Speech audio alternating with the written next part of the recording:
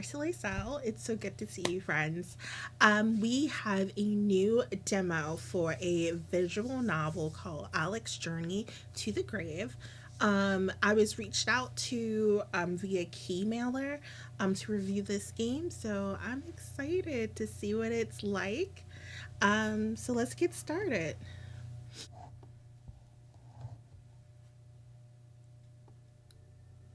Time is ticking away. Yet, day after day, week after week, I keep putting it off. I can't find it in me to actually take action. I can't find it in me to leave my comfortable, secure little world in here. I'll do it tomorrow. I'll start it tomorrow. Tomorrow, tomorrow, tomorrow. I'm starting to feel like tomorrow might never come.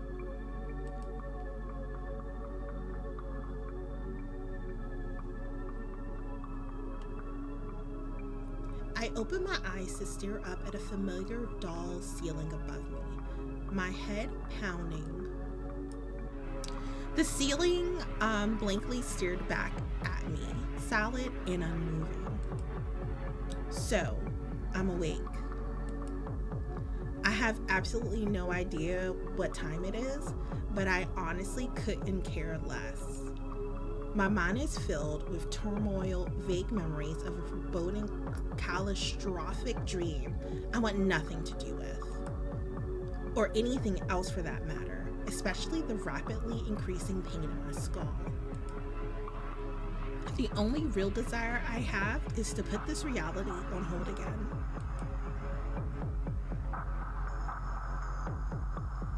In other words, to get back to sleep as soon as physically possible. I screw my eyes shut, trying my hardest to will away reality and embrace my lingering fatigue.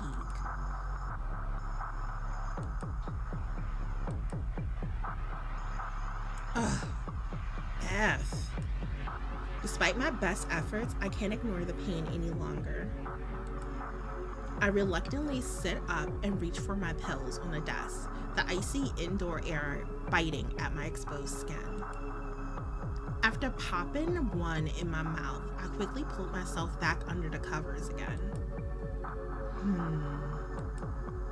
The heat of the blankets on my cooled skin reminds me of something like a warm, loving embrace.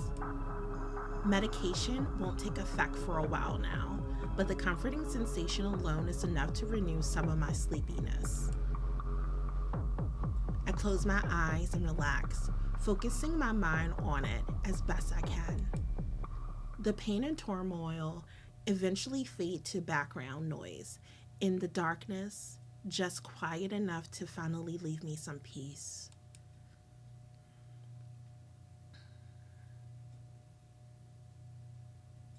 My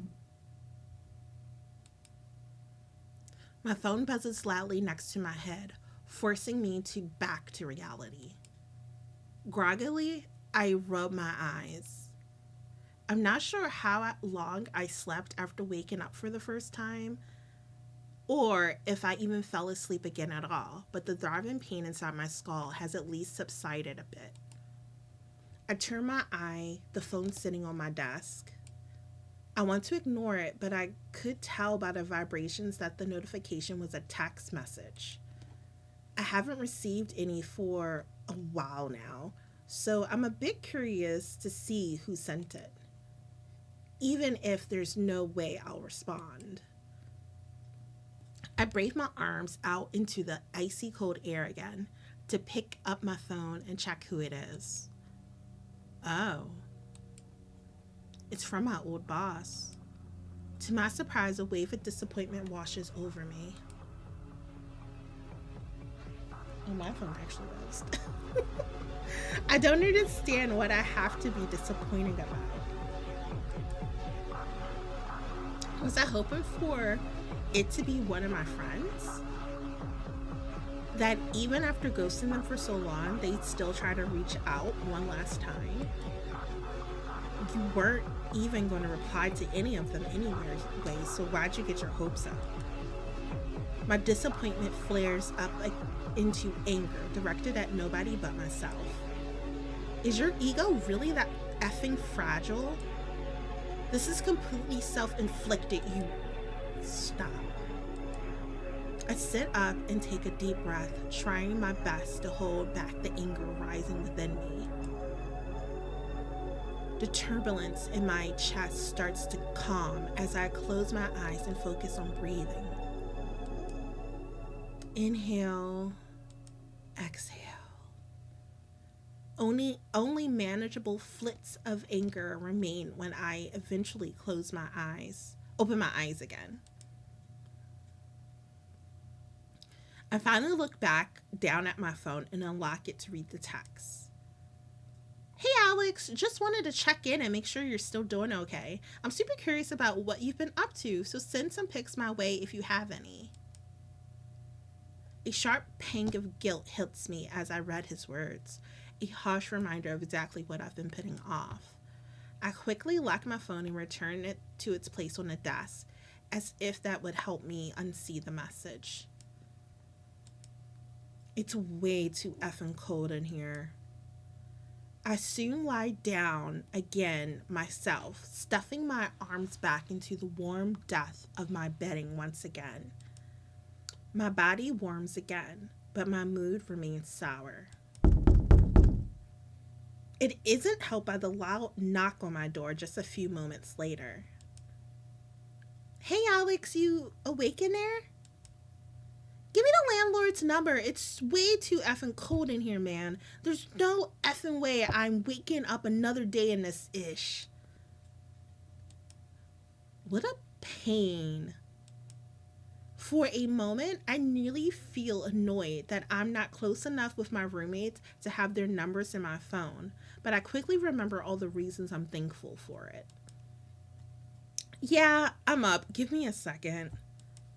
My voice comes out hoarse as I raise it to make myself heard through the door. My throat is out of practice.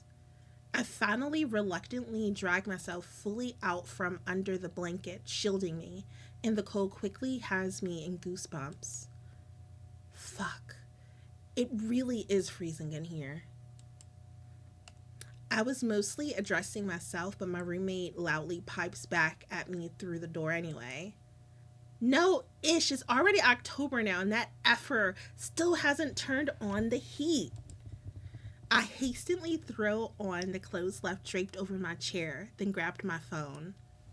I navigate to the landlord number in my contacts before cracking open the door and thrusting it towards my roommate. Here, take a pic.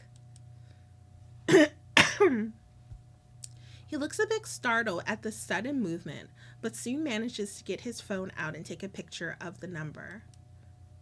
Thanks, man. I'll make sure to get to the effing point across this time. Good luck with that. He just mumbles a back to me as he turns away to address this phone, pulling the door shut behind him. Silence finally falls back over my room. I shiver as the cold seeps in through my clothes.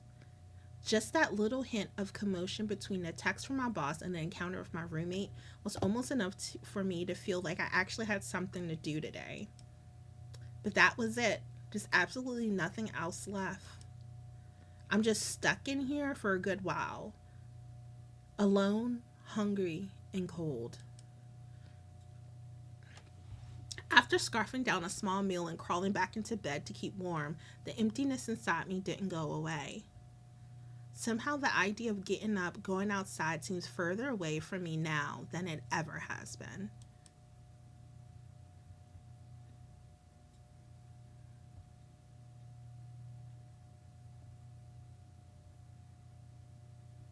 I sat at my desk now, finally able to shed my blankets after my roommate managed to get the heat turned on.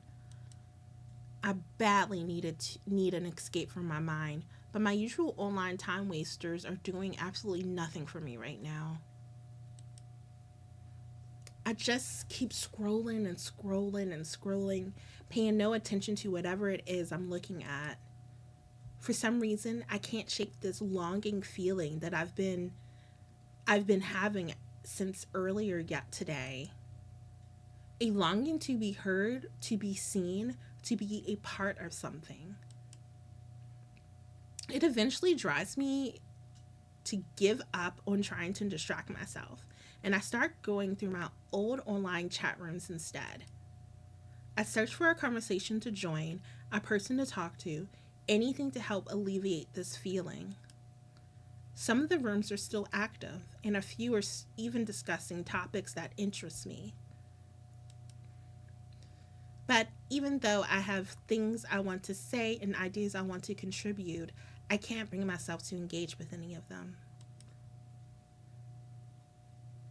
A pit of anxiety grows in my stomach as I read through the messages in each room. Even when they're just names on a screen, these are all real people. People with thoughts and emotions that get invested in the ones they spend their time with. People that might continue to think about me with pain in their hearts even long after I'm gone. That feels like such a stupid, arrogant, self-centered thought, but even though I know that I could easily just keep my distance, even though I know that they would probably never blame me for it, my fear of pain I might cause them is too much for me to bear. I'm about to give up on my search, feeling even worse than before I started, when a lone chatter in an inactive room catches my eye. I scroll to the start of the message and start reading through. Hello? Okay.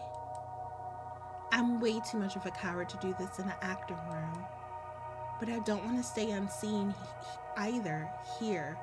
There's still a chance that someone will see this. There's still a chance that someone might hear me and that I might even understand how hopeless and alone I feel despite having no real reason to feel that way. And just how incredibly effing hard I've been trying to stay myself. Sorry, I don't usually swear like that.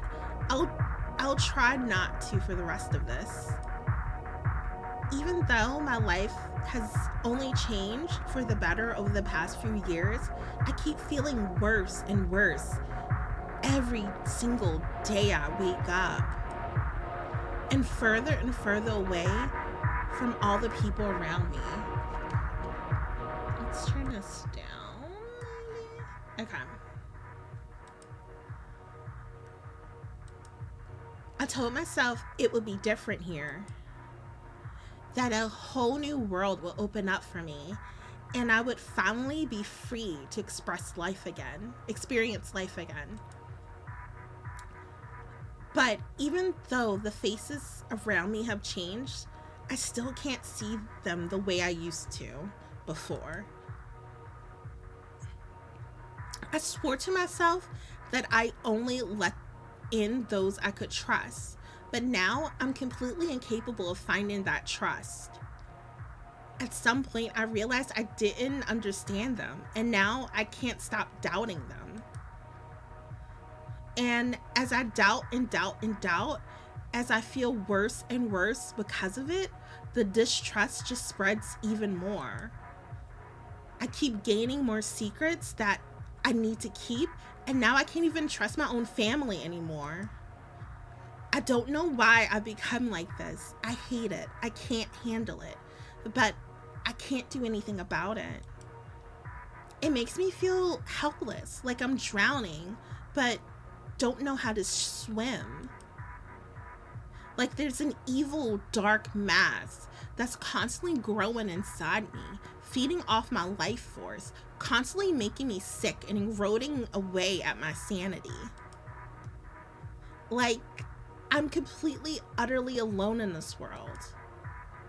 I know that I'm not really alone in reality or in these feelings, But at this point, if I were to reach out to tell any of the people around me how I really feel, to generally ask them to help, no matter who I went to, it would all end up in the open for all of society to see.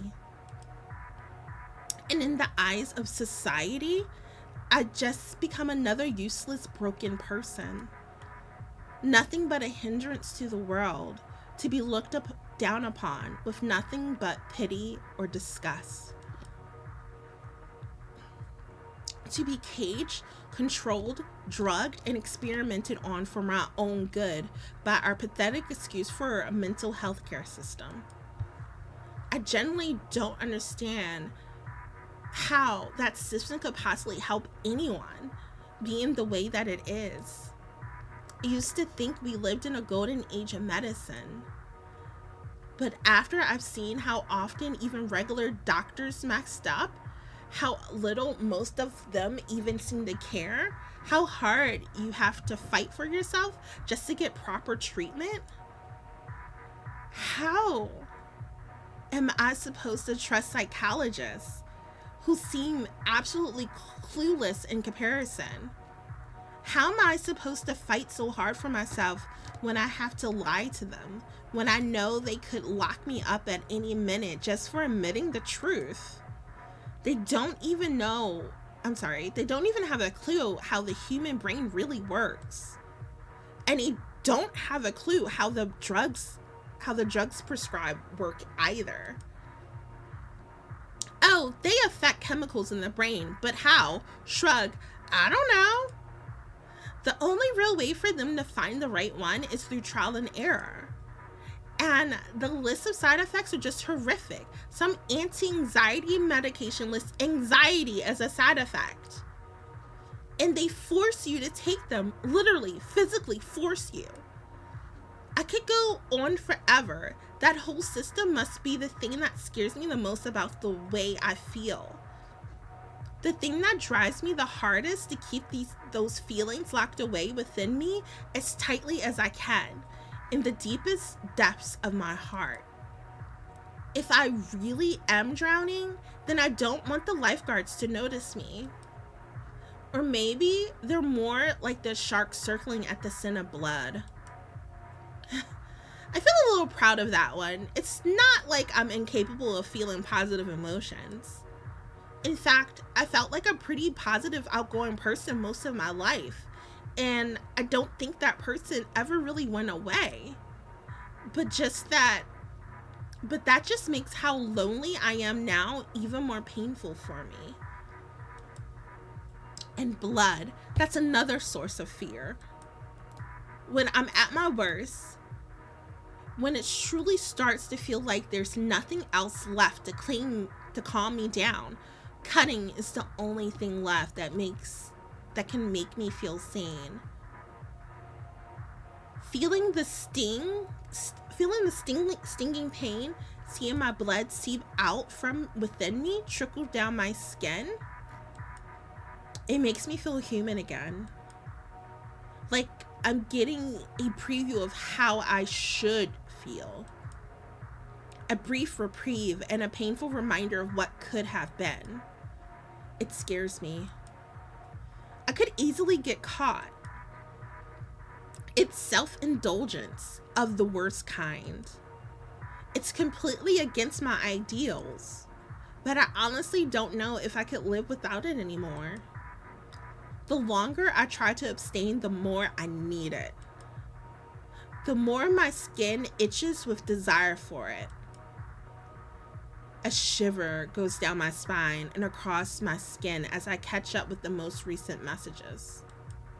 Just status flips on and off with uncertainty as I sit in a daze trying to come to terms with what I just read. Their exact situation is different, but everything they wrote about the way they feel, it reminds me of myself. That version of me who nearly ran out of hope 4 years ago, the thought fills me with overwhelming sense of duty, washing away any anxiety I had left about sending a message of my own. Nobody else in the world is seeing this right now. Nobody else is listening. I need to be the one that was there for them, just like the one who was there for me. I finally break my silence. Tombstone, Flora. The typing status stopped, dead in its track, but a few seconds later, I receive a single character message back.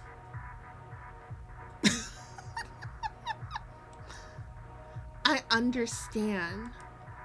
You're right, you aren't the only one who feels this way. And it's okay that you do. I pause for a moment to see if Flora will type a response, but the typing status never reappears. I really hope I didn't scare them away. I'm not a professional or anything. I have no real confidence in my ability to help, but I can relate to Flora, and that might be enough to relieve some of the loneliness they're feeling right now. I know how helpless it feels, the crushing dark emptiness, the lack of humanity that comes with being as lonely as you are now. I even know that feeling pain and seeing blood can help alleviate it, at least temporarily. Because it worked for me too. Because I also know that it's not the only thing that does. Can I tell you a story? This might turn up ending in incomprehensible ramble. I really hope I don't sound condescending. I really hope Flora is still here. Okay. Yes. Okay, when I was younger, I lived in a house full of people who wanted nothing to do with one another, and went to school full of people who wanted nothing to do with me. None of my human interactions contained any traces of love. A great recipe for loneliness, right? Well, I didn't realize it at the time. I thought living that way was fairly normal. I had no good way to deal with it for a very long time. I broke down often, always full of rage and anger for the world that I didn't know where to direct. Until I directed it at myself with the edge of a knife, like I seen and heard of others doing before. At first it helped calm me down, like I'm sure it does for you, but it lost its potency over time. I had to cut more and more just to get to the same kind of relief. More cuts, more often, with more death and more blood. And then one day, it just didn't work anymore.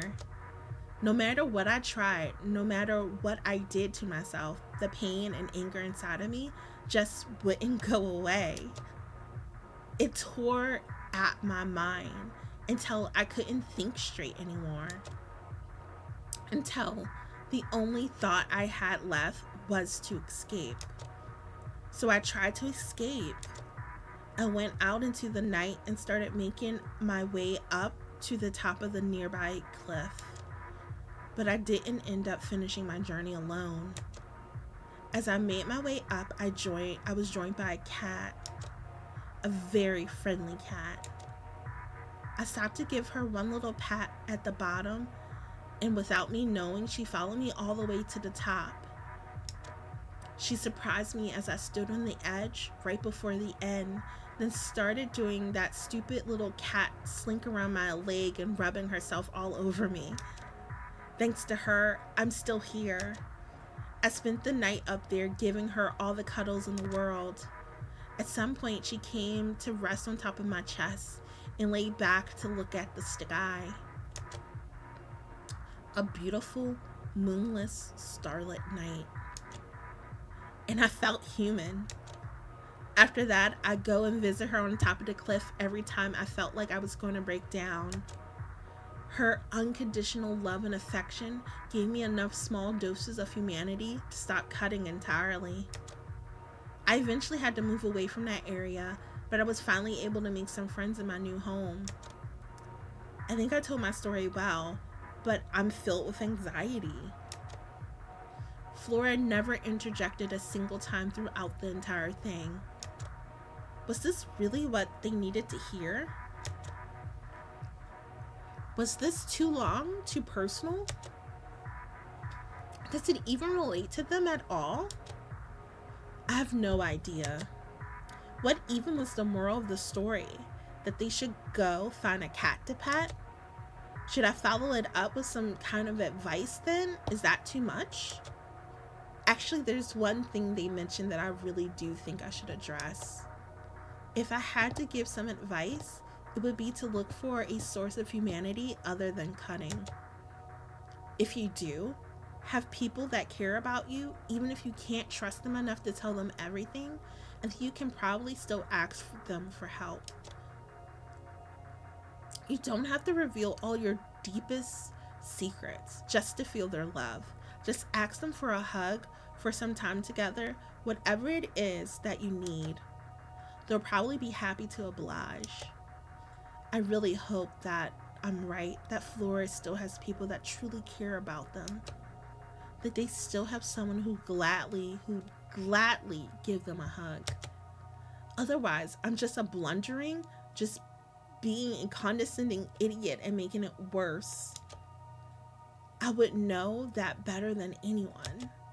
My heart beats with renewed anxiety when Flora's typing status finally pops back up. I'm choking up right now. When you came in, I felt like I'd been caught doing something horrible, even though I thought I was prepared for it.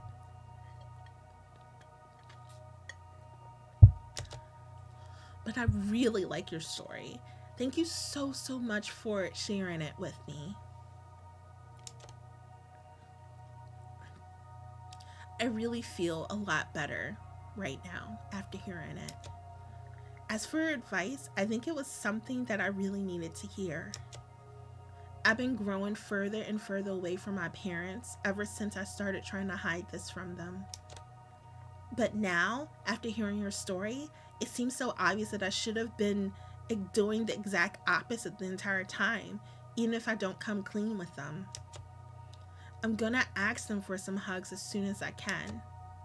Thank you again, Tombstone, honestly.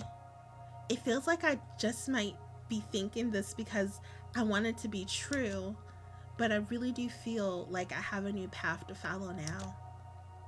I feel like a massive weight has been lifted off my chest at Flora's response. I really did it. I really helped. I was the one who was there for someone. My life might have had at least a little bit of meaning after all. I'm glad I could help.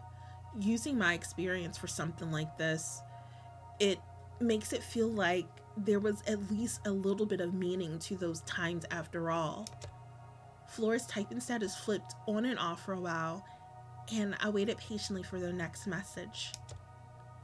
Hey, do you mind if I add you as a friend? I don't want to be a bother, but I really want to talk more with you in the future. You're the first person that ever related to me like this. I'm sorry, I feel like I shouldn't have asked, but also like I regret it forever if I didn't. You can just pretend like I didn't ask that at all. The weight from before immediately presses down on my chest. I made a mistake by sticking around this long and already.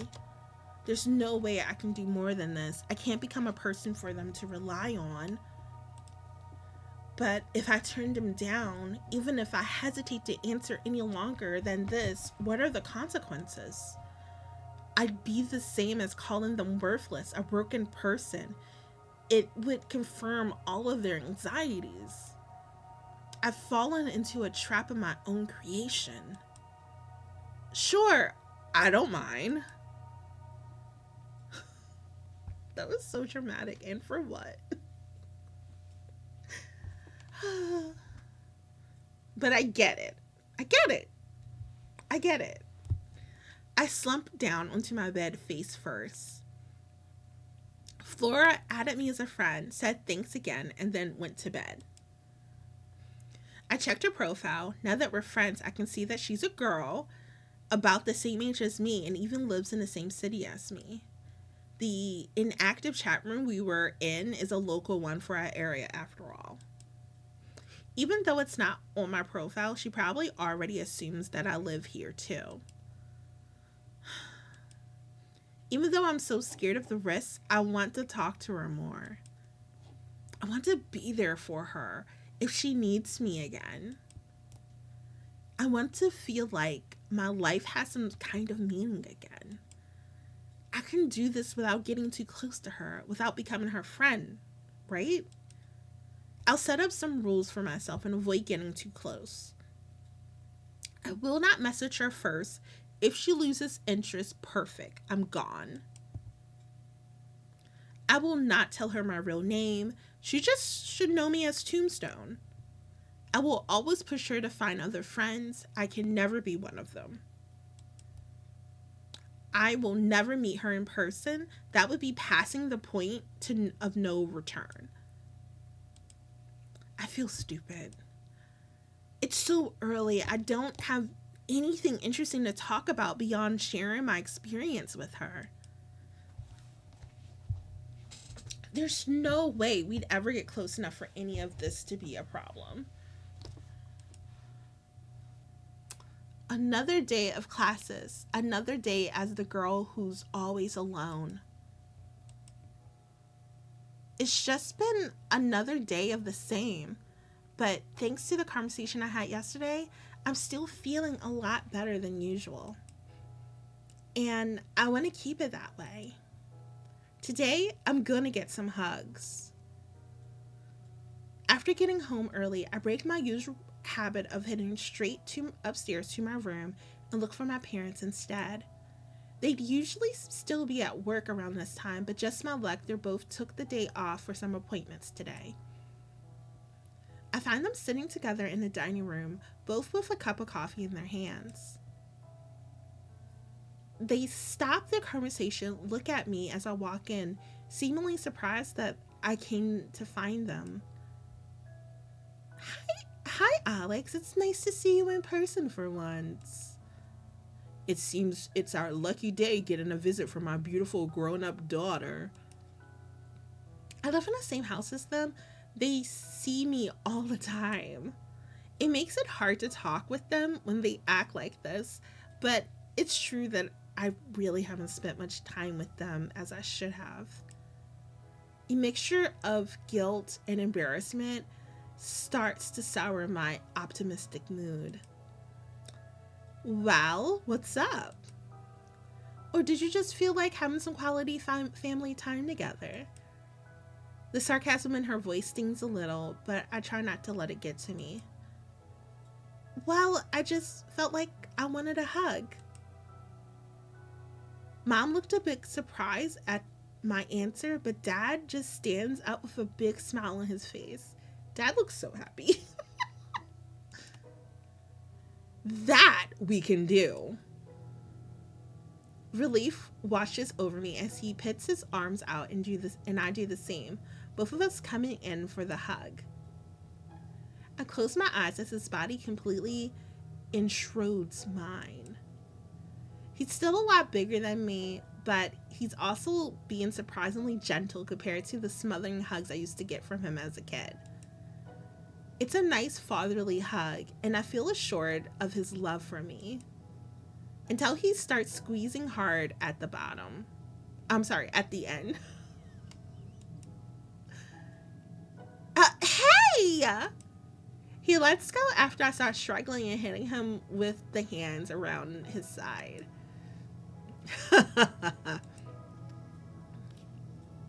Well, it was almost a good hug. I turned to Mom, who stood up while Dad was hugging me. Okay, come here. She pulls me in for a hug that's much softer than the last.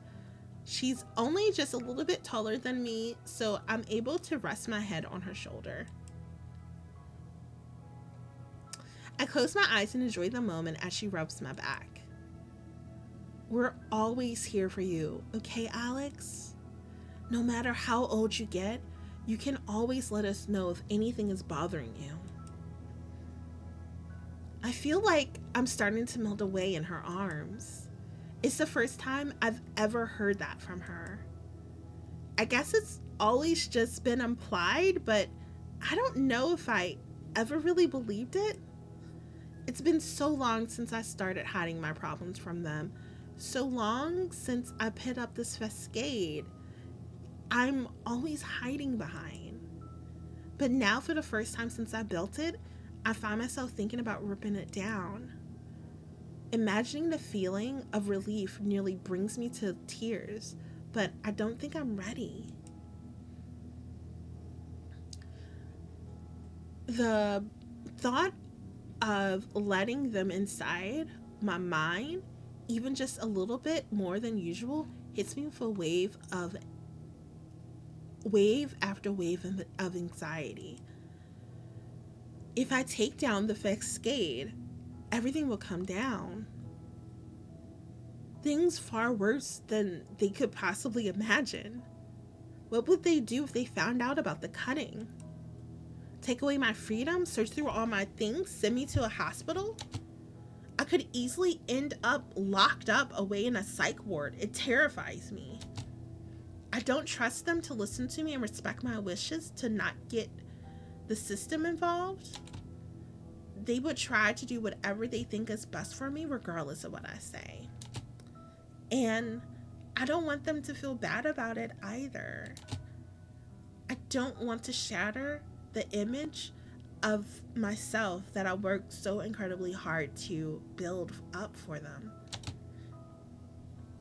I don't want them to blame themselves for never seeing through it.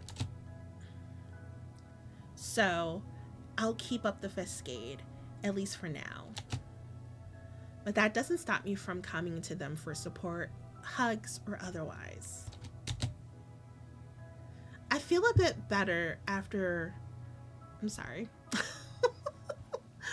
I feel a bit better again after getting my thoughts in order. Mom gives me a light squeeze before finally letting go, and I try my best to leave those thoughts behind me and put a smile on my face before they see me again. I love you, Alex. I love you too, Mom. Dad suddenly pulls both of us back in for one last big hug.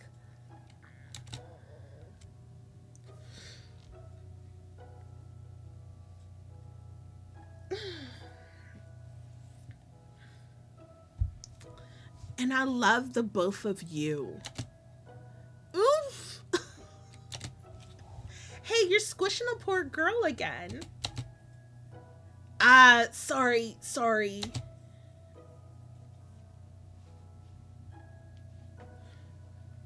After our long group hug eventually ends, my head starts to clear up again. If it's like this, I don't have anything to worry about. I'll become the version of myself that I show to them in no time. Thanks for the hugs, that they really hit the spot. Come ask for them more often. I'll be ready.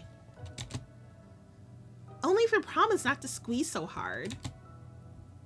All right.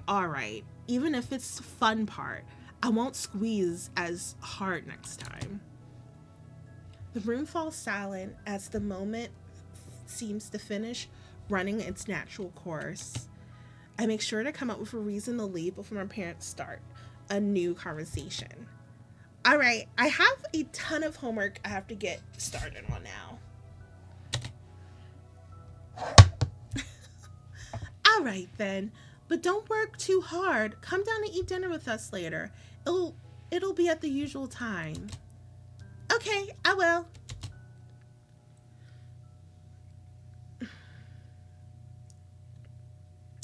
I've made my escape, and mission acquire hugs was a success. It felt good to get some long overdue hugs from my parents, but there's still one more hug I want. A hug from someone who knows. Someone that can share the entire truth with, free from anxiety. Up until yesterday, I've never had anyone like that in my life. But now, I think I might. the boy the same age as me who probably lives nearby.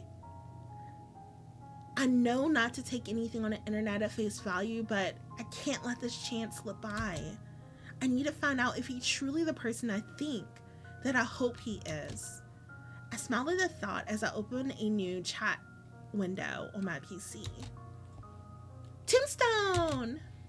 I started to feel a bit crestfallen as I realized he might not actually be around to talk with me. Hi, Flora. But to my delight, he messaged me back almost immediately. I got hugs from my parents today. To be honest, I was already feeling a little better after our talk yesterday, but I think the hugs also helped a lot as well. It was such a good reminder of how much they love me. I think I can start to rely on them a lot more from now on. Even if I don't share all my inner feelings with them. That's amazing. That's exactly what I was hoping for when I suggested it. Even after 2 messages, the big difference in tone from last night's tombstone has already caught my interest. It makes sense given the difference in situation, but I'm suddenly even more intrigued to find out what he's actually like. Whoa, a smiley! So you don't always type with perfect grammar, huh? Yeah, I switched up depending on how serious I'm being, I guess. I felt like I needed to make myself perfectly clear yesterday, so I didn't cut any corners. It did feel a bit weird though, since your style is much more casual. Sorry if that felt condescending or anything.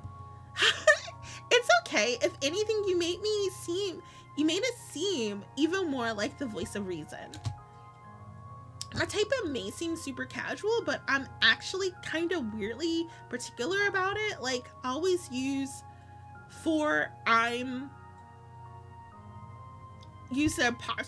apostrophes. Okay, for I'm, I've, I'll, etc., but not with other words. I don't know why. It just bothers me too much not to. But I also use a lot, but usually only 2 dots because it's more efficient. That's true. I kind of wonder why ... isn't a real thing. Maybe because it feels too brief compared to 3 dots. So you just be better off using a comma instead. This is not going the way I want it to. I struggle to come up with a way to get back on track. Anxiety starts to creep through me as the chat goes quiet. I accidentally steered a conversation in the wrong direction already, and now I'm lost. How do I steer it back to him? There's so many more things I can ask about. Sorry, I read a ton of books, so I get lost thinking about stuff like that sometimes. Is there anything else you wanted to ask me about? Huh? Did he just read my mind? No, I had a long pause there. It only takes basic social skills to read a situation. Even though he made it so easy, I can't come up with anything to ask him about that doesn't seem too creepy or weird. This isn't coming to me easily like it used to. I'm way more out of practice than I thought. I get up on my chair and throw myself on the bed, pressing my face into a pillow to let out a shout of frustration. I just don't know. I don't know how to ask him anything. Even though I used to be so good at making friends. I hug the pillow tightly and roll onto my side to watch the computer screen unmoving as it is. Is it because I've never really done it online before? Or is it just because it's been so long? Crap, it's already been ages since the last message. I better at least say something. I get up, sit back down at the computer, surprised to find Tombstone typing again. I guess you had to go AFK for a sec. But something cute for when you get back. I found a picture of the cat from back then. Look at her. She's gorgeous. I love her. I can't help but smile at the sight of the cat's wise, smug little face, and the tension built up inside me immediately starts to relax. And Tombstone, whether intentionally or not, he's given the all clear for me to take some time to think. I lean back to take advantage of that time, and the rest of my frustration melts away when I eventually realize something. I'd already dropped my social defenses from the beginning with Tombstone, so why did I bother putting them back up?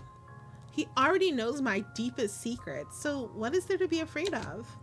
All I have to do is be true to myself like I've always wanted to be. I put my hands back on the keyboard with purpose. She's so cute. Thanks for finding this. Yes. Also, sorry to be honest with you. I actually been here the entire time. Seems the typing status pop up, but quickly disappears as I continue typing myself. I got really worked up trying to say the right thing here, but I realized now I was being a bit silly. I think I might have just gotten too used to always hiding how I feel when I talk to people, always needing to figure out what emotions I'm supposed to be having. So I wanted to ask you something. So I wanted to ask you things while somehow hiding the fact that I want to learn more about you, that I want to get closer to you. My cheeks flush hot red as I realize what I just typed. I mean, that I want to become your friend. Not that something more would be completely impossible. I shouldn't have added that. Even with the conclusion I came to earlier, I can't help but start to feel nervous now. I wait with bated breath for Tombstone's reply, his typing status flickering. Oh, come on, saying it like that is cheating. You almost made my heart skip a beat there. I feel my face start to warm up again, but not helped by another long pause before Tombstone finally sends his next message. Let's start a game then. To make it easier to ask each other things, how about we each get one question per day that the other person has to answer? What? Just one question a day? Yeah, but how about the game only ends when we both miss a day? We'll have to talk to each other at least a little bit every day, and it won't ever feel awkward to send the first message. That's a good idea. I feel almost giddy with excitement as I think about it. He came up with such an idea all like this all on his own. I really not a bother after all. And I'll get to talk to him every day as long as I keep it up. Okay, I'm in. But what happens if only one of us misses a day? I guess they just have to answer 2 questions the next day? The whole thing is just in good faith anyway, so not much else we can do if one of us decides to stop messaging. Fair enough.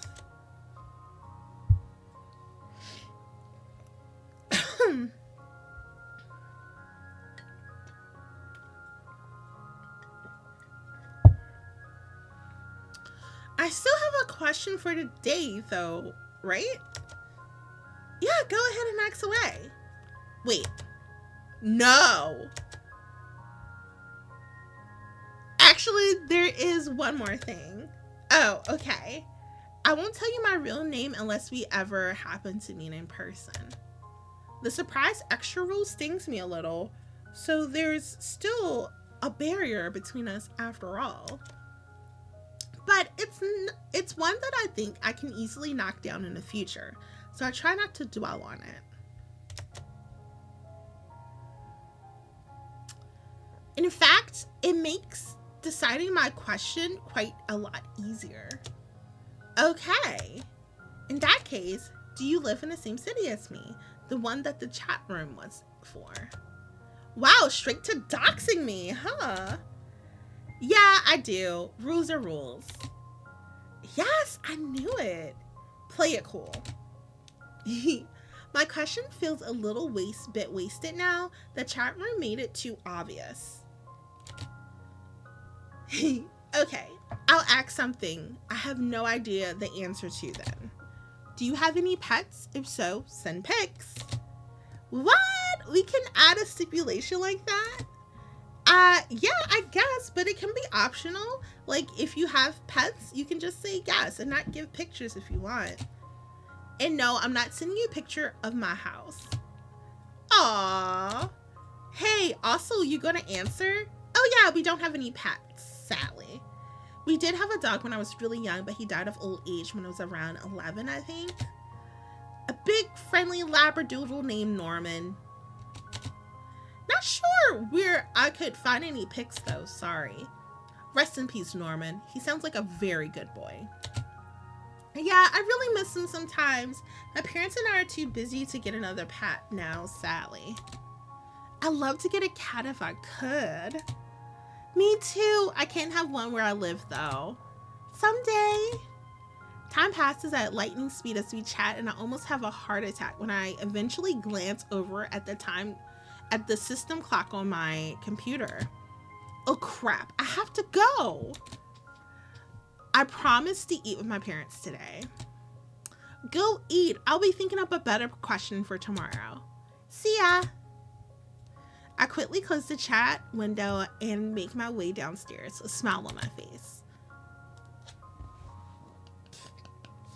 Very cute.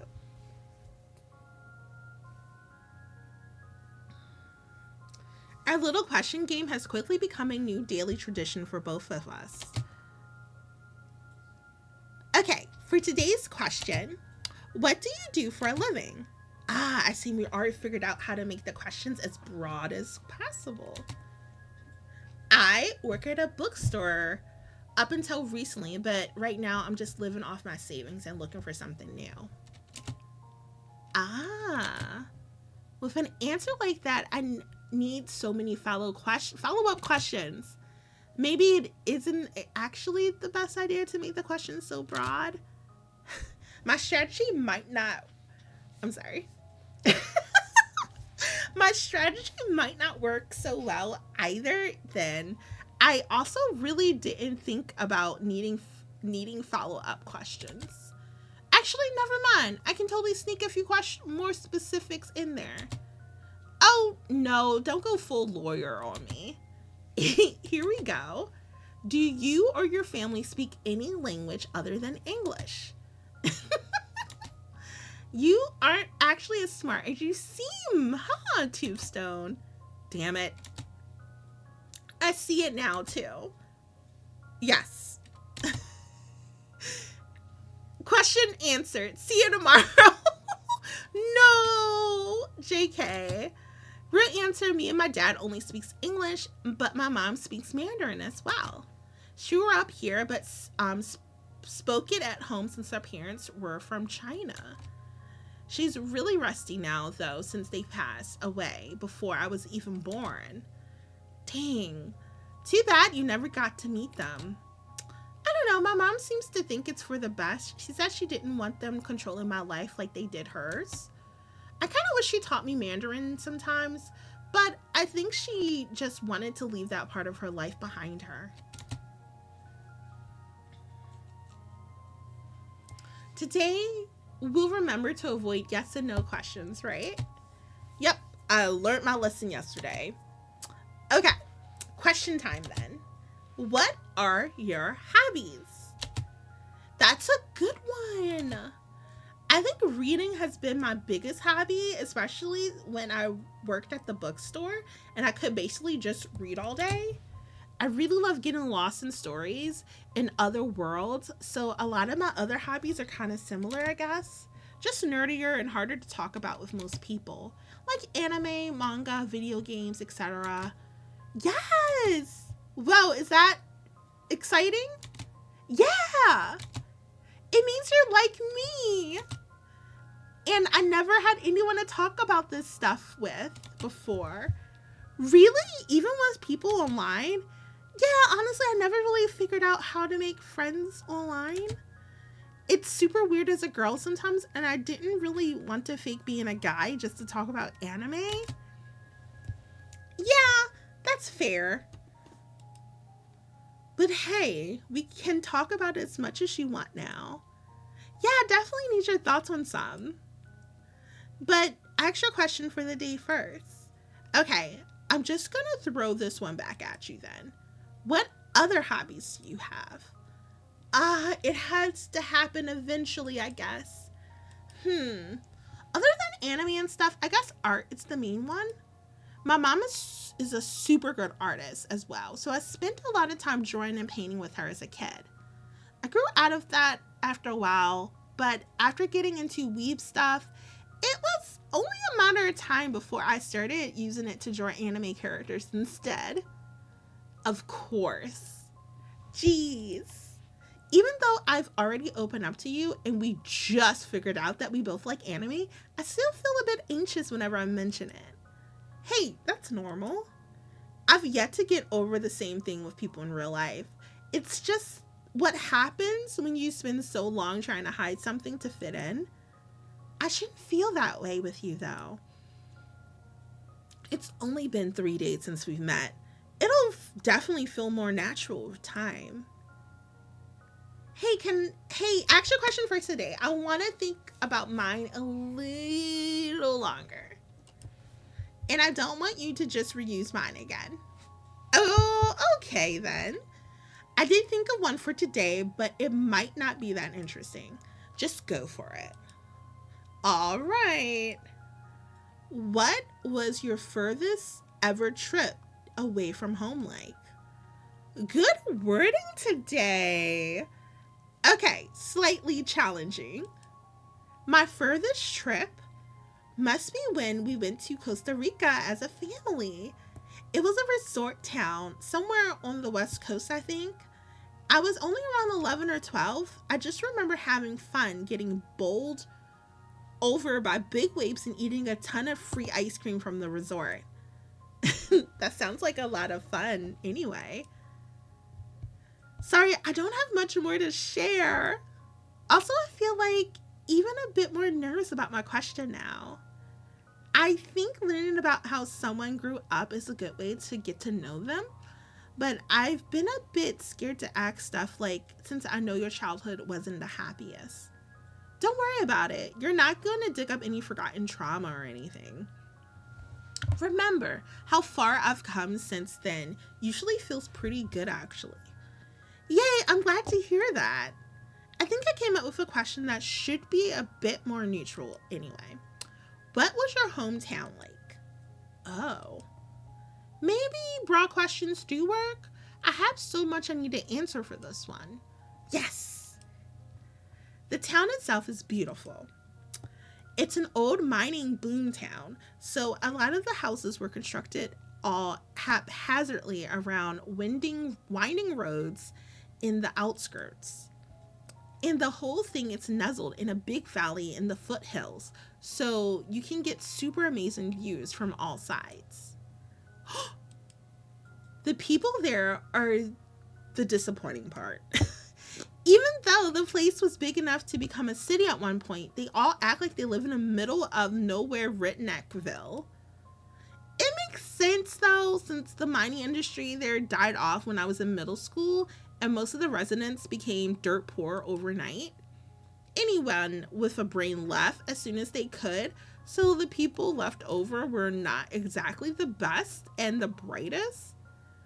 Wow, so that's why you moved here then? Eventually, yeah.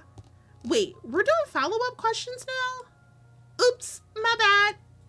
Wait, shouldn't follow-up questions be allowed but just optional to answer? The rules are just that we have one question the other has to answer each day, right? You answered my questions about anime yesterday too. Okay, yeah, you're right. I guess it's hard to have a conversation with only one question per day anyway. Yay! So what did you mean by eventually then? As long as you still want to answer. Well, basically my mom did not have much for a brain. She wasn't a minor, so she thought she'd keep her job just fine. She also wasn't smart enough to save up any money. When she realized she was going to lose her job anyway, our house had already lost all its value, and we were basically trapped there. I worked at a gas station and somehow managed to keep my job. So since I was under 18, she started stealing the wages from my bank account. Oh no. What? You could have helped out if she just asked though, right? Probably not. I hated her. She never even told me she lost her job, by the way. I didn't know about it until I walked past her old empty office building. It wasn't even just my wages she stole. Eventually it was everything I've been saving up to get away from her in the first place. Oh, I didn't realize it was doing that. It like shows the time of each message, which is like a chat room, which is really cool. I almost lost hope, met the cat for my story, then finally wised up and asked my boss to pay me in cash instead. I hid it out in the woods, but it didn't stop my mom from ripping up all my stuff looking for it anyway. Then at 18, I left and never looked back. Tombstone. I really want to give you a hug right now. As days pass and our understanding of each other grows, the questions we ask grew bolder as well. It's too freaking cold for October. Winter is December. Not here, it isn't. Maybe your answer today can help me warm up a little. Oh boy. I think I finally built up the courage to ask something I wanted to ask for a while now. Uh-oh. It's hard to word this as not a yes and no question. Okay, I think I got it, actually. What has your love life been like? Geez, you were expecting a heartwarming answer to that? Or even an answer at all? Oh, come on, you're like, no, I can't say that, actually. Hey, but surely you've been in love before. No, what were you going to say? So that's your question for the day, is it? Sure.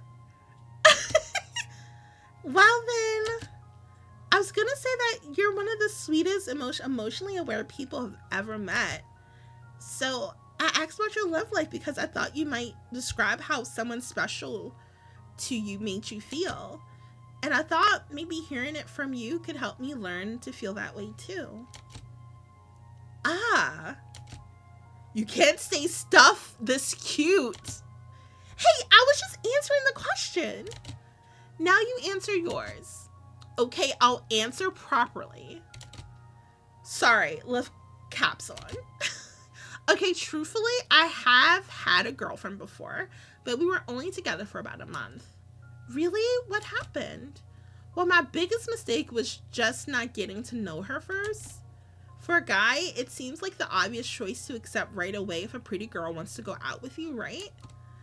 Yeah, I can see that being the case. So yeah, pretty girl asked me out, I'd accepted. It turned out her personality didn't match mine at all. She wasn't really interested in getting to know me or anything I enjoyed. She just wanted me to party with her, pay for her, and pleasure her. Sounds like the right girl for some guys I know, but yeah, that doesn't sound like the one for you. How did you even meet a girl like that? It was through mutual friends. I think she probably complained about her last ex to them, and they suggested me as an opposite type. She complained a lot about guys like him for cheating all the time. That was probably her biggest reason for trying to find someone different. Yeah, that sounds about right for her type of guy. So you were the quiet bookstore guy that would never abandon her. The desperate, beaten down bookstore nerd that would treat her like a queen and fulfill all of her whims is more like it. I think she thought just having sex with a guy like that would be more than enough to keep him happy to serve her. And that he didn't go partying and drinking all the time just because he didn't have a girl like her to do it with. Hey, if I know anything about girls like that, it's that she did at least find you attractive. They're usually way too shallow to look past looks. Well, Yeah, like a work in progress, maybe. She really badly wanted me to start working out. Exercise? Oh, the misery. Okay, fair, but uncalled for. Sorry, I don't actually exercise much either. So, girlfriend was a bus, but surely you've at least had a crush before. Someone you've felt a special connection with from afar? I think I did a long time ago, like middle school, probably. There were definitely girls that taught me that I thought were cute, but it was a long time ago. I'm not sure whether it was just physical attraction or something more emotional as well. So I guess I don't really have any love experience to share with you after all. Well, hey, at least we're in the same boat together.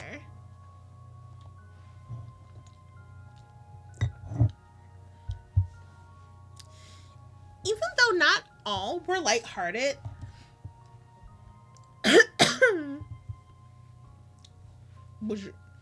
even though not all were lighthearted, that understanding only grows further with each question. I do feel a bit guilty about making you waste your question yesterday. You should go first today, and don't hold back if you want to ask something super personal like I did. Okay, yeah, there is one thing I've been itching at the back of my mind for a while now, especially after your question yesterday inspired me on the right wording for it. Okay, I'm glad I prompted you. I really want to know what it is now. Sorry if it's not a happy memory. It's okay, really. You're more than earned the right to ask me stuff like that anyway, after you shared so much of your past with me. Actually, there's a lot I haven't shared with you before that I really want to. So, like, ask me stuff like that more often. I've been waiting. Floor, you don't have to wait until I prompt. You can bring things up. I'm really sorry if the whole question game thing made it difficult. I'm here whenever you want to vent about anything. No, it's not recent or urgent or anything. I definitely tell you if I was feeling down. But thank you, I really appreciate it. Now, ask your freaking question already. Okay, good. Here we go. What has your social life been like? Well, you really got that spot on. I just copied your homework from yesterday. Yeah, but still, it covers everything so perfectly, I'm not even sure where to start. You basically want to know how it ended up so lonely, right? Yeah, you got me. You just seem so cheerful and been so easy to talk to all the time. I feel like there has to be some story behind it that I haven't heard yet. And some reason that you still have trouble making friends. Well, yes. And yes. I'll just try to tell the whole story from the beginning. Briefly, if that's okay. Yeah, however it's comfortable for you. Thanks. Okay, so for some reason, I was always super extroverted and social as a kid in elementary school. I always felt like I needed to be the responsible one. I'd feel the need to make sure that all my friends were getting along with each other, that they were all having a good time, that they were all following the rules. I'd feel guilty whenever things went wrong. Like I needed to make things right for everyone. And I was actually pretty good at getting my way back then. I had my own little punishment and rewards to dish out, and other kids would even come to me for mediation sometimes. As me and my friends grew up, I obviously had to let go of that. Really? It sounds like you had the makings of a good leader going on there. I guess you're right, but I didn't really let go of it by choice. It just got harder as my classmates got older and more rebellious. I was eventually forced to give it up. The problem was that I held on to the guilt. I kept feeling responsible for keeping my friends out of trouble. Right before starting high school, I gave in to that guilt one last time and ended up losing an entire friend group at once. What the heck? Were they even doing that? Even doing that, you felt so guilty about? It was always just little things like swearing or something. I could usually just deal with the guilt and ignore it, actually. But the final one, I couldn't ignore when one of my friends brought a bottle of alcohol to class. Whoa, that's quite a big deal for middle school. Yeah, I guess. Doesn't change the fact that I lost all my friends over it.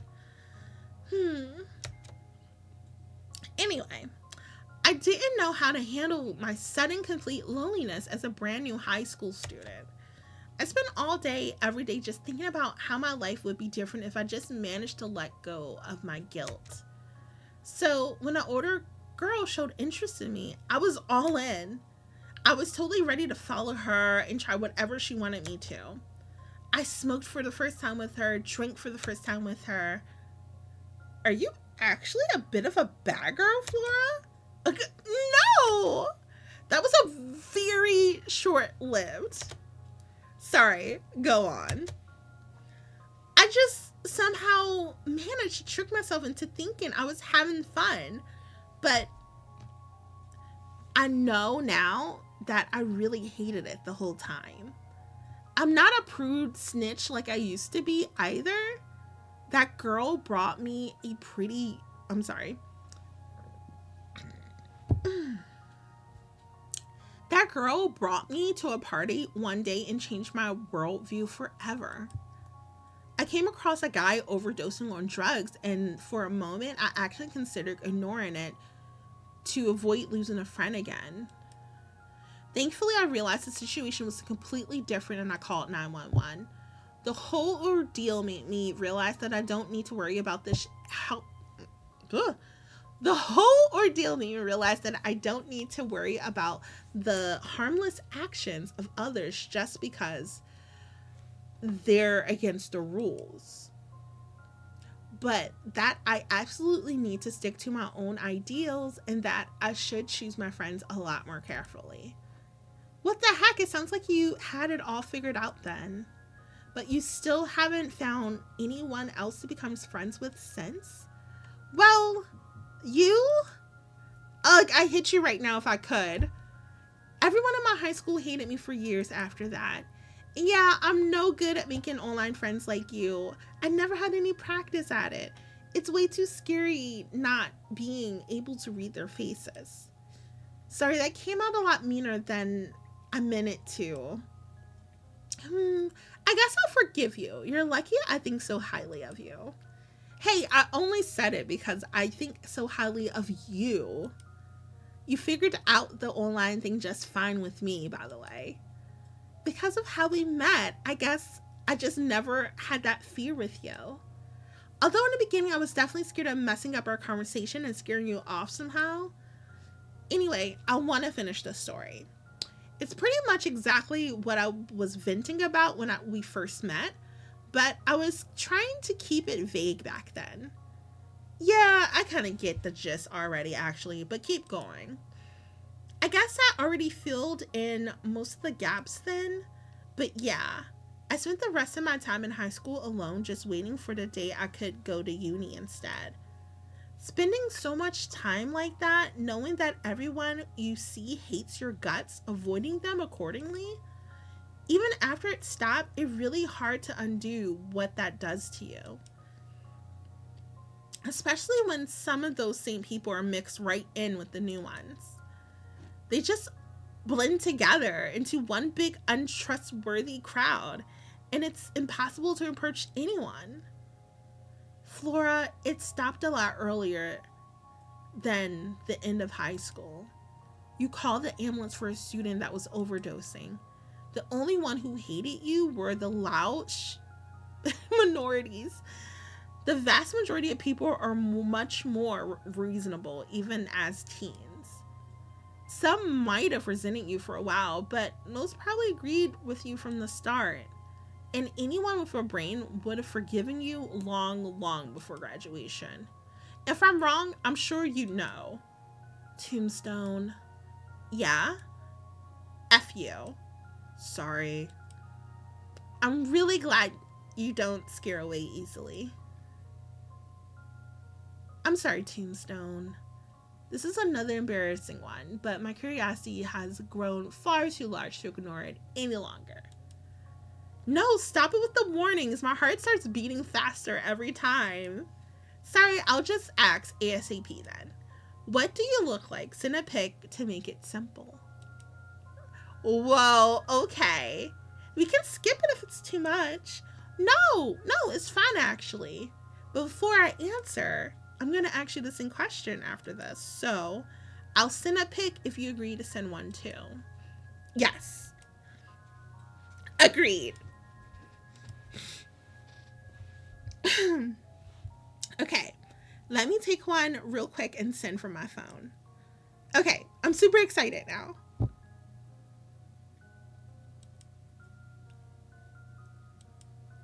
You are a good looking dude. Pretty sure I'm just an average, but thanks. Above average. Handsome. I'm huggable. Cute.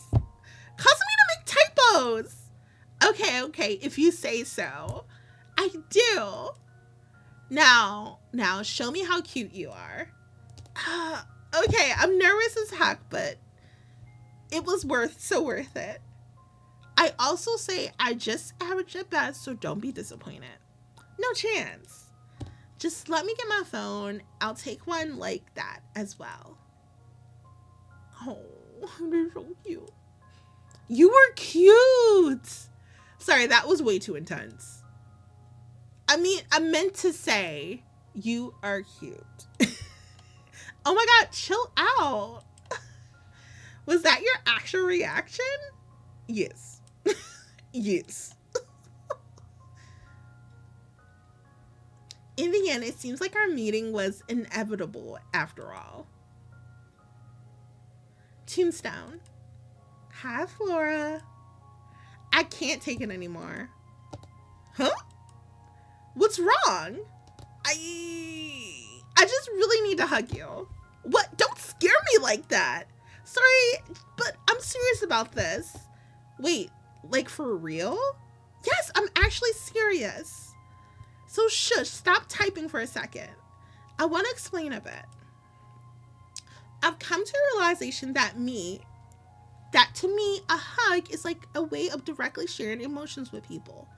And the stress of negative emotion that you share can be dissipated with positive emotions from the other person. When I hug my parents, I can't share all my negative emotions. I even have to put in an effort to hide them. They still give me positive emotion like love and affection, so it still helps. But they can't target the negative emotions I hide with anything except specific like sympathy or reassurance. So they just fester inside of me like they always have. I think if I hugged you, someone I've already shared all these emotions with and have no reason to hide from, it would feel a lot better. Oh, sorry, I just no clue if that made any sense. I just answer my question for the day. Will you meet up with me in real life? Yes. Yes! Jeez, I really want a hug now too. I haven't had enough in my life to get what you're talking about, but you definitely sold me on the idea of it. Oh my God, stop. I just want to hug you, even more when you say stuff like that. Okay, let's set it up then. My question for the day will be, when and where can we meet? Yes. Tomorrow, if you're free, in the afternoon. Whoa, that's soon. It should work though. Can you get to the university somehow? Yeah, I have a car. And it's not that far anyway. Let's meet on campus once my class are over then. I'll show you where when I'm there tomorrow. I'm gonna hug the crap out of you. You're so cute. I would not have been surprised if the demo ended there. I smiled at my reflection in the mirror, finally happy with my outfit for today. Warmish, feminine, cute, and comfortable. I look like the person I want to be. I turned to look at my clock for the millionth time this morning. I'm used to see that there's still over an hour left before I have to leave for class. Time has been passing slower than ever since last night. And even though I barely slept, I couldn't help but wake up super early this morning. I mean, I finally getting the hug today. The hug that's been on my mind every single day since I first met Tombstone, just under a month ago. Sure, I have plenty of doubts about meeting some random guy I met on the internet, but those doubts have been slowly washing away one by one with every conversation we've had.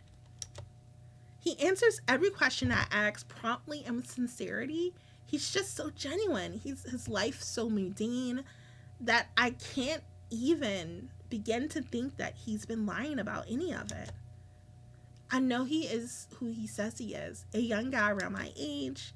We exchange pictures with our chat in the background as proof of authenticity, and there's no way he could have faked that so fast. In fact, I was the one who suggested meeting up in the first place.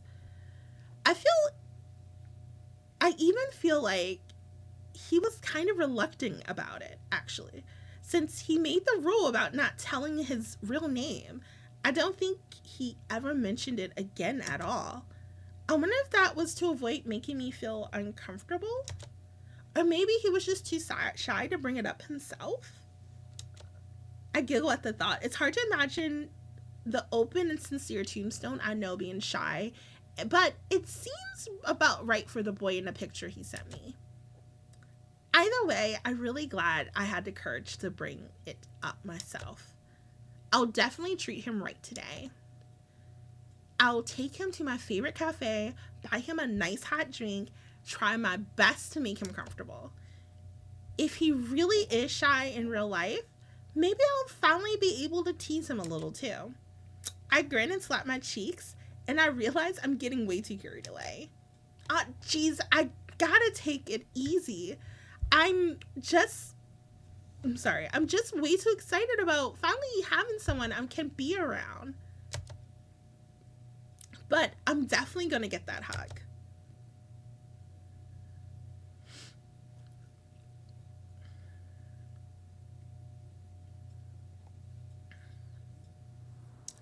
I finally arrive at the meeting spot Flora sent me. An outdoor common area just outside her final class for the day, and sit down on one of the vacant benches. I've been cooped up in my room for so long that the short trip over here felt like a huge ordeal. My car's battery was dead, so I had to get gas. I had to remember how to drive through traffic. I had to figure out the layout of the campus.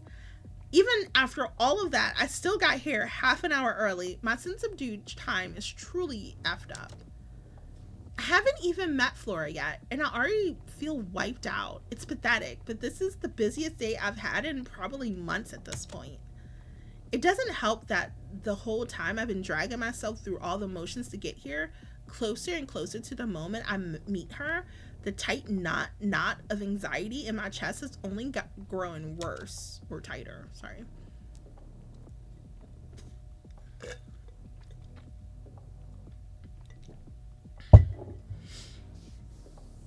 I'm pathetic, using a girl that feels indebted to me like a painkiller, a temporary distraction from my fate, just to inevitably drag her down with me in the end. But at this point, I know I'd feel even worse if I cut her off, if I left her alone again, confused and betrayed, wondering what she did wrong, wondering why she wasn't good enough. I think back to the rules I tried to set for myself after the first time I talked to her. That girl has messaged me every single day since we met. I never broke the rule even once, but she never noticed. She really must be that happy to talk to me every day. The one about friends, though, I totally broke it. We're definitely friends now, and I never once pushed for her to find other friends after she told me how that went for her in the past. And the other two rules I'm breaking now, I'm meeting with her and I'm going to tell her my name. I've already broken 3 out of the 4 rules. I've already messed up. The damage is already done. I have to take responsibility and tell her everything today.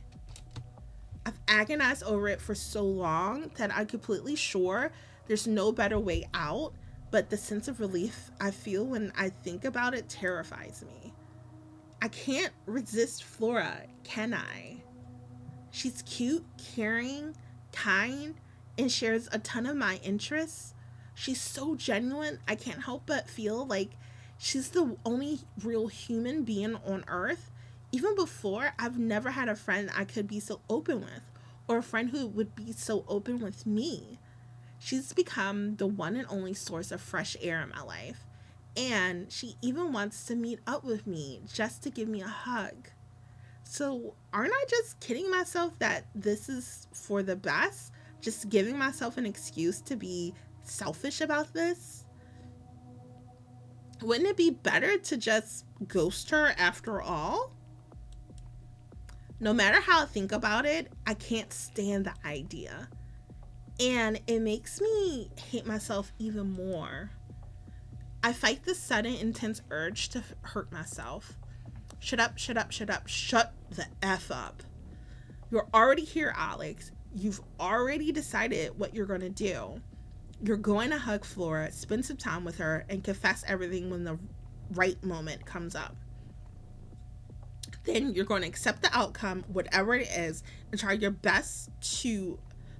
absolute best to make her happy, whatever that means you have to do. The guilt doesn't really go away, but my renewed conviction calms me down a bit. A sharp gust of wind easily cuts through the thin sweater, sending a shiver across my body. It seems adequate for the cool autumn air earlier, but it's not nearly enough now that I've stopped moving.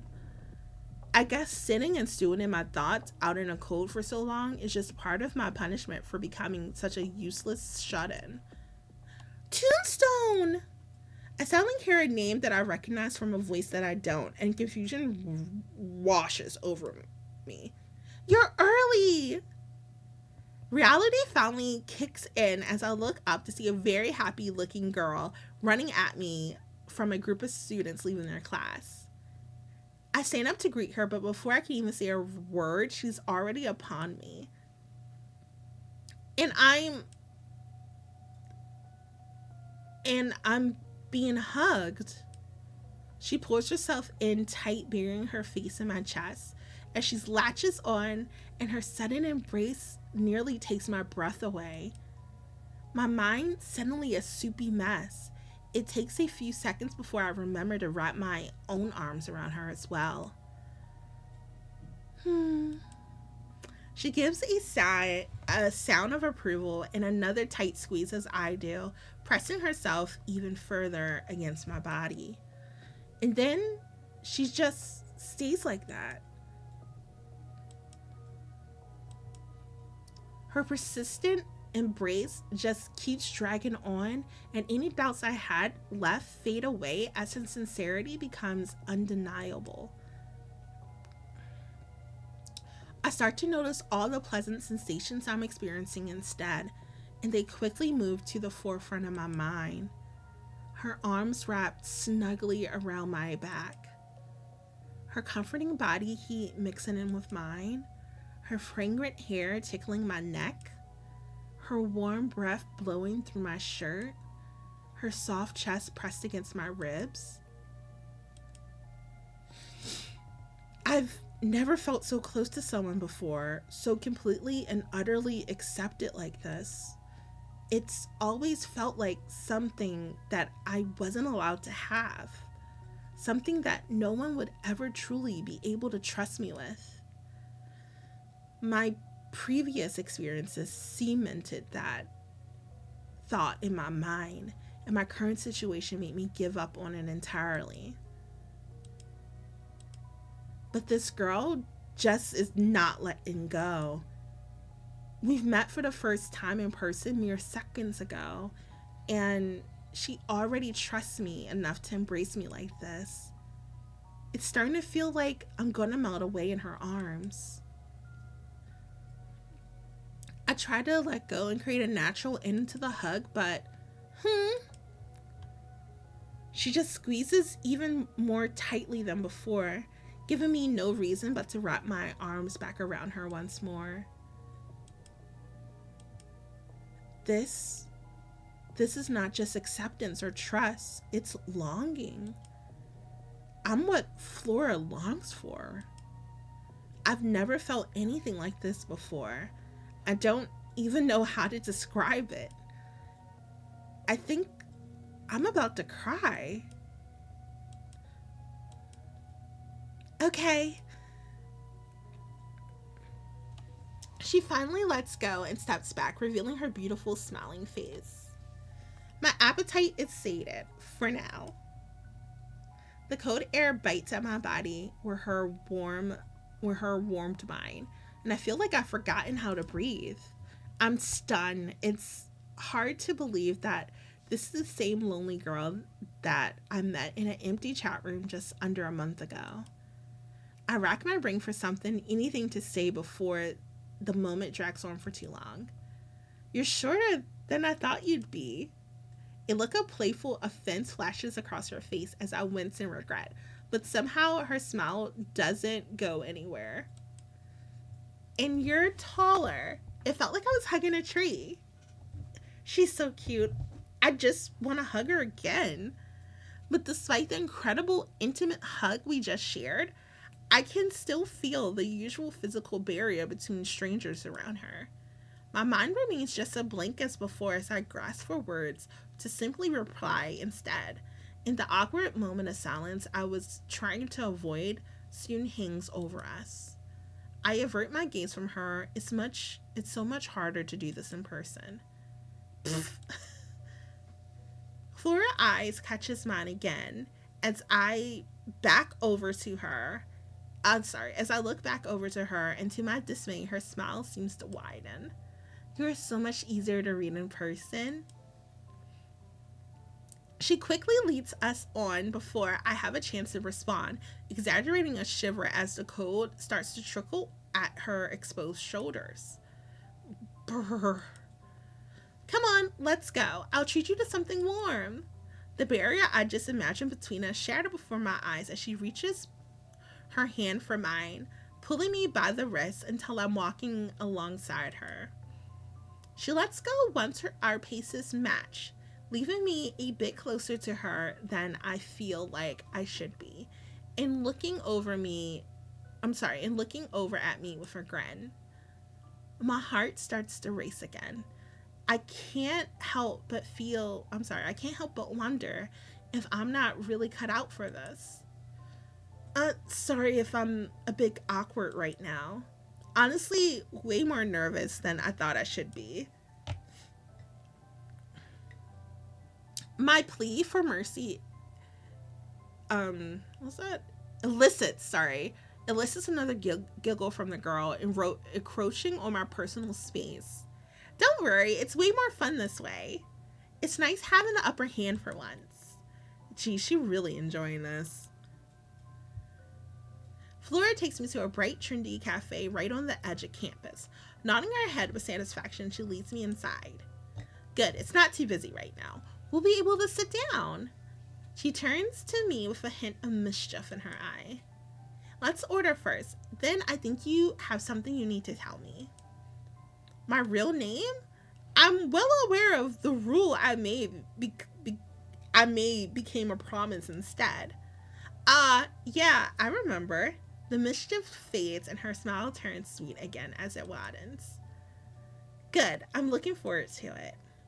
She quickly moves and pointing us in the direction of the cafe's menu. So, what are you going to order? I feel a disturbance in my soul when I look up and see some of the prices on the chalk-in blackboard above the till. $7, $8? Since when did coffee prices approach double digits? I shake it off and try to just pick out something to order instead. The cafe basics on the menu is familiar, but I quickly get lost as I read down the list. I've at least heard of a macchiato before, but what the hell is a affogato? A piccolo latte? A retro tea? Obviously, I don't drink coffee. As to neatly cap off the confusion, the final item on the menu is simply called magic. Maybe I should get a cup of tea? Flora laughs at me and pulls me into the line to order. I'm treating you as a thank you for today, okay? So make sure to get something nice. I try to fight the smile growing across my face as I realize she really can just see right through me. Okay, I look back at the menu, but the expensive drinks are just as mysterious to me. I have to turn to Flora for help after all, and the amusement on her face is clear as she expectantly waits for me to speak up. Sorry, I don't have a clue what most of these drinks are. I'm not really a big fan of coffee, but can I order that isn't too bitter? Her smile reaches critical mass as I fall for the bait. Hot chocolate! I can't help but crack up along with her as she laughs out loud at her success. Oh, come on. No, I'm serious. It's actually really nice here. They make it with real chocolate and milk. It's great. Oh, that actually does sound good. The powder and hot water stuff is always a disappointment. I glance back at the menu to look for hot chocolate, wincing when I see the price next to it. Real chocolate and milk, huh? I guess that's why it costs as much as a latte. But hey, at least it counts as something nice. Okay, I'm getting a hot chocolate then. What are you gonna get? Flora's mouth opens to say something, but quickly sprouts an uncontrollable grin as she stops herself. What? She turns away, hiding her face with her hand as she tries to stop herself from laughing again. Hey, what's so funny? Nothing. It's just... She can't keep a straight face and immediately has to stifle some more giggles in her hand. She eventually turns back to me after regaining some of her composure for good. Sorry, I just realized I should probably stop teasing you, and that was really funny to me for some reason. I was gonna say, I'm a big girl and I'm not scared of coffee like you, but that was way too mean. I give her a light chop on her head. Yeah, right after you told me to get a hot chocolate. I don't even mind coffee that much, I just wanted something that wasn't too bitter. Getting defensive now, are we? Okay, now she's asking for it. I bring my hand to the height of my face, then make a show of lowering it down to her head. Big girl, huh? What's such a big girl doing all the way down here? The mischievous grin on her face just seems to grow wider, so I start ruffling her hair. Hey, stop! I'm sorry. Next, please. The sound of the cashier calling out to us snap us back into reality, and I hastily take my hands off Flora's head to look up. The cashier is watching us as a slight grin of amusement on her face, the empty space between us and that till embarrassing large. I feel myself flush a warm red as we start to walk of shame over to her, and I glance around the cafe confirms my sudden suspicion that some of the patrons are staring as well. What can I get for you two today? I try to pretend that the ceiling is the most interesting thing I've ever seen. I want to hide behind Flora, but the big girl isn't nearly big enough for that. We'll just get a vanilla chai latte and a hot chocolate with both with regular milk. Thankfully, she seems mostly unfazed, ordering for both of us without a problem. I'm relieved that she finally takes some mercy on me. Okay, that'll be $13.65. My soul broke. My broke soul inside me cries out for the last time as I look down the floor, handing the cashier $15 whole. Yeah, you can just keep the change. Wait, was that a waver in her voice? The cashier smiles as she hands over the receipt. Thank you. Your order will be ready in a couple of minutes at the counter to the left. Enjoy the rest of your date. Yeah. Neither of us have the courage to correct her as we move over to the waiting area.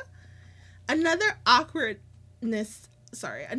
silence threatens to fall over us for a moment. Until Flora suddenly slaps both of her cheeks. Before I know it, her smile is back to like it never been even left. It was worth it. She makes a blade with her fingers and starts poking me in the ribs as she talks. At least I got you to open up a bit. Hey, stop that. I'm open. Seems like her morale is already back at full power. Hey.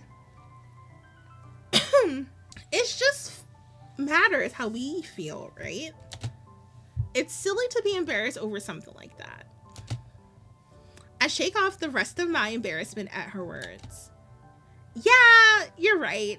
It's just something that we're both not really used to yet. Order up.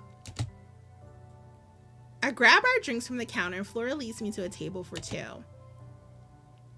She immediately looks across from me after we sit down, ignoring the latte I placed in front of her. So, can we finally share our real names? For the first time since our hug, a pang of real anxiety shoots through my body. I lift my cup for a sip as I reply in an instant to mask it. Yeah, I'm Alex. What? No way. I'm Alex too. I almost choked and spilled my hot chocolate as she exclaimed her name excitedly. Really? Yeah, must be something like destiny, right? I'm completely dumbfounded. Is this girl actually for real right now? Or maybe just a couple sets of unoriginal parents? Could be that too. Alex tries her best to take a sip of her latte, but her lips can't make it to the rim as they gravitate towards the shape of a smile. I can't help but laugh at this sight. Come on, are you serious? You look like you're about to crack up at any moment now. The guilty-looking girl tries her best to wipe her face clean of emotion, but traces of a smile still shines through. I'm serious. I'm just happy about the coincidence. She pulls her bag up to the table and starts rummaging through it. I'll prove it to you right now. She quickly finds a wallet, then slips out a plastic ID and places in front of me. Here. It really says her name is Alex. Huh. I slid the ID back from her before I can read the rest of her personal information. I'm sorry I doubted you. Good, I forgive you. It's honestly really crazy coincidence. Anyway, we both paused to take a first actual sip of our drinks, but I nearly spit out mine again as another funny thought passed through my mind.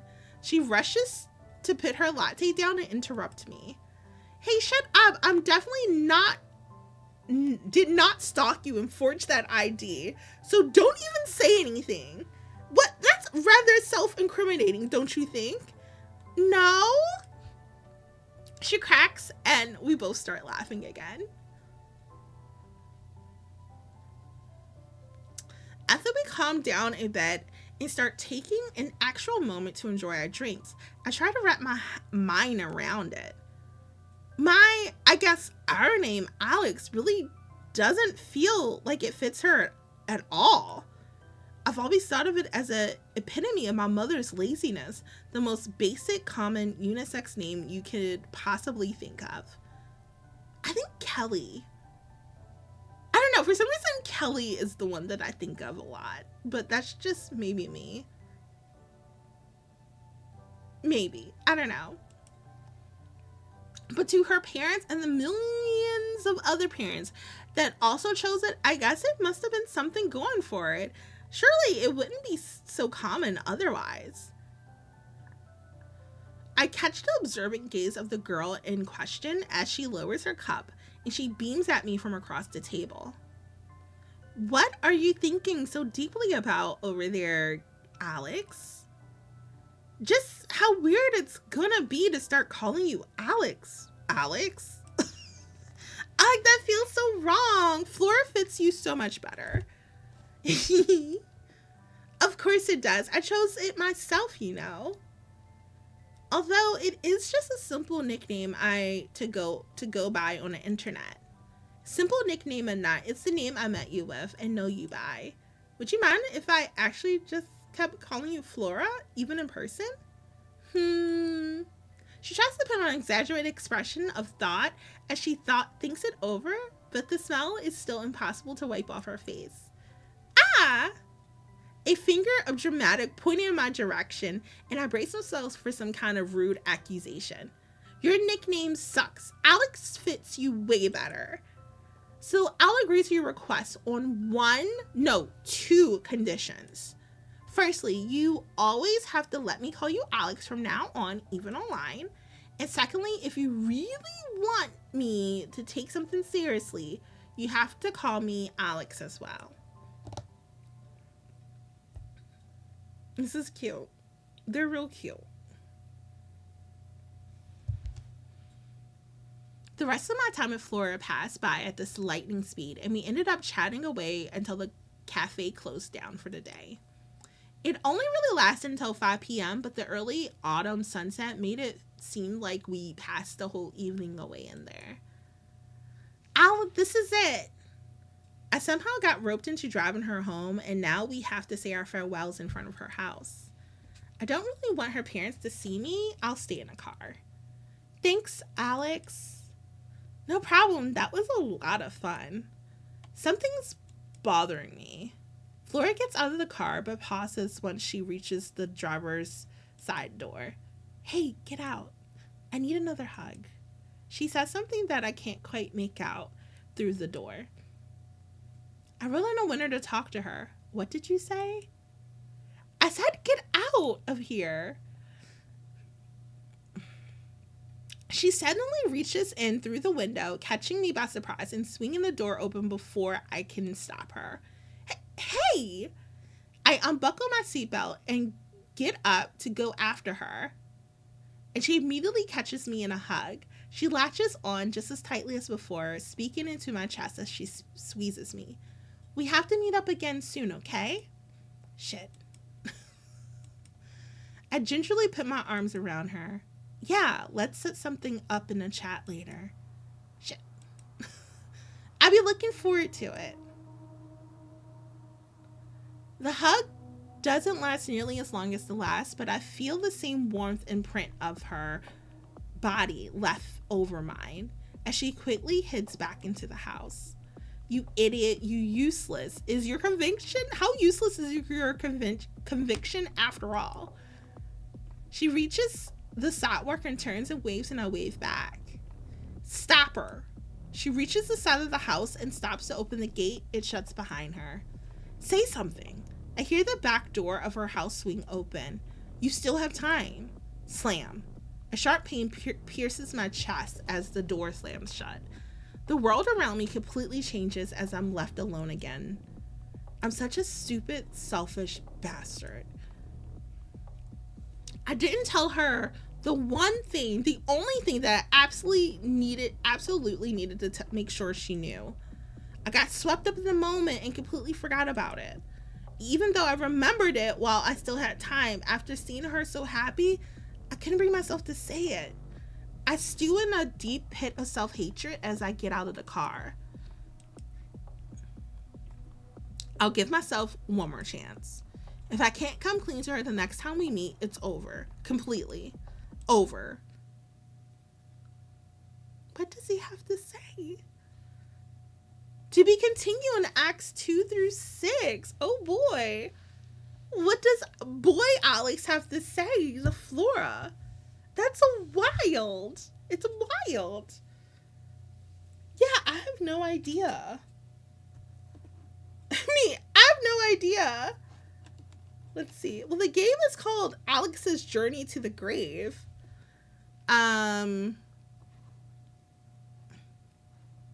Speculation. somehow I don't know. I just don't know what it means. But I don't know. Now I'm kind of excited to see what else it is. What else could happen? Who knows? Who knows? But yeah, it was really it was a really cool story. I really liked it. This was a demo that I got on Keymailer. So thanks to them for letting me know about this game. Let's see. And it wasn't, I guess it was a visual novel. It was really cool. I really liked how it looked and everything. Um, I wonder if they're going to have the cat come in the story because the cat's in the promo picture here, which I love. But yeah, I'm real curious about a lot of things. Um, and these are the pictures we get. It's really cool. And they seem like they had really good chemistry with each other. Alex and Alex, Alex and Flora, Tombstone and Flora. But I really enjoyed the story, like 10 out of 10. Um, I wasn't sure in the beginning, just because she was kind of like, was he? Well, she was kind of going off about something, which I get. You're in your feelings and whatnot, but like, yeah, I'm excited to get some more out of this. It was really fun and cute and wholesome.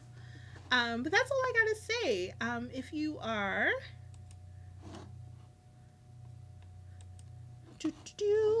if you are interested, move my camera. I feel like I never look at the camera. But if you are interested in more videos from me, you can like, subscribe, and comment down below. I love doing little videos like this. This demo was amazing. I love visual novels. So yeah, let's do the thing.